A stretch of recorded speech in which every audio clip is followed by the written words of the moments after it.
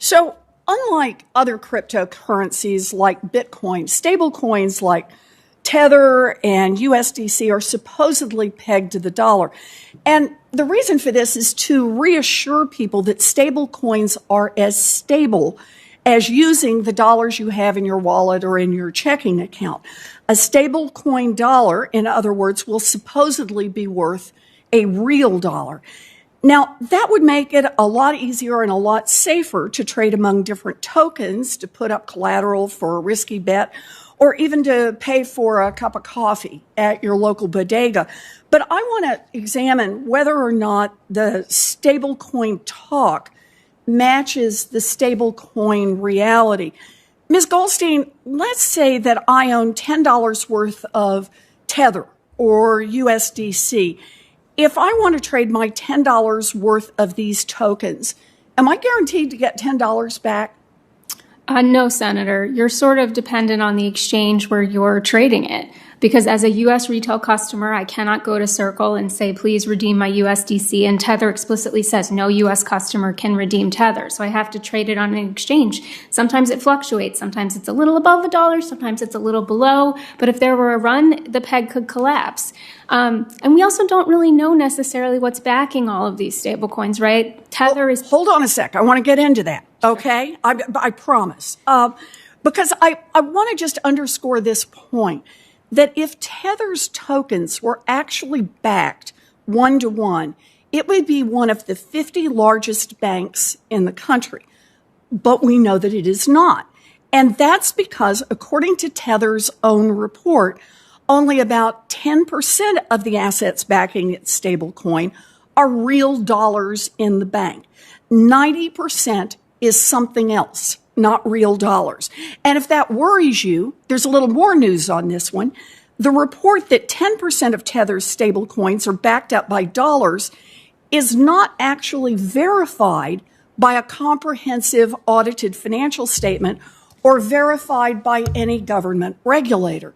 So, Professor Allen, let me ask you, let's say I'm not the only one who wants to redeem my $10 worth of Tether or USDC for dollars. And maybe there's bad news in the market and people rush to cash in their stable coins. What would a run on the stablecoin market look like? Could it endanger our financial system? Thank you for that question, Senator. So a number of the witnesses today have said that stablecoins don't engage in maturity transformation and therefore don't suffer the same fragilities as bank deposits and runs. And that's probably true to some degree. But a run on a stablecoin would look a lot like the runs that we've seen on money market mutual funds in 2008 and again in 2020. And it could also share dynamics with the foreign exchange crisis we've seen in the past, like the Mexican peso crisis. So if holders of a stablecoin suddenly lose confidence in either the ability of the issuer of the stablecoin or the reserve of assets backing it to maintain a stable value, they could seek to redeem or exchange their stablecoin en masse. And if they have direct redemption rights, that would force the issuer to liquidate its reserve of assets.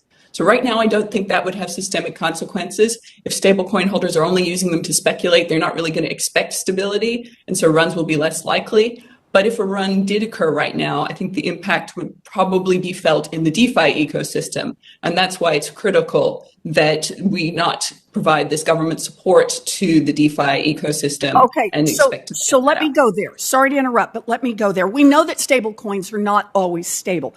In fact, it's worse than that. In troubled economic times, people are most likely to cash out of risky financial products and move into real dollars. Stable coins will take a nosedive precisely when people most need stability. And that run on the bank mentality could ultimately crash our whole economy. But there's another piece of the risk here, and you've headed in that direction, Professor Allen. DeFi is the most dangerous part of the crypto world. This is where the regulation is effectively absent, and no surprise, it's where the scammers and the cheats and the swindlers mix among part-time investors and first-time crypto traders. Shoot, in DeFi, someone can't even tell if they're dealing with a terrorist. Stablecoins provide the lifeblood of the DeFi ecosystem. In DeFi, people need stablecoins to trade between different coins, to trade derivatives, to lend and borrow money, all outside the regulated banking system. Without stablecoins, DeFi comes to a halt. So, Professor Allen, does DeFi threaten our financial stability? And can DeFi continue to grow without stablecoins? I don't think DeFi can grow without stablecoins. I think it would struggle. Right now, I think DeFi is contained to the point where it won't impact financial stability. But if it grows, I think there's a real threat there, particularly if it becomes intertwined with our traditional financial system. And there is industry interest in pursuing this integration on both the traditional finance and the crypto side. So I think it's critical that stablecoins not be allowed to fuel that growth. Well, I appreciate it. You know, this is risk to traders, risk to our economy. The time to act is before it all blows up. Stablecoins have no regulators, no independent auditors, no guarantors, nothing. And they are propping up one of the shadiest parts of the crypto world, the place where consumers are least protected from getting scammed. Our regulators need to get serious about clamping down on these risks before it is too late. Thank you, Mr. Chairman.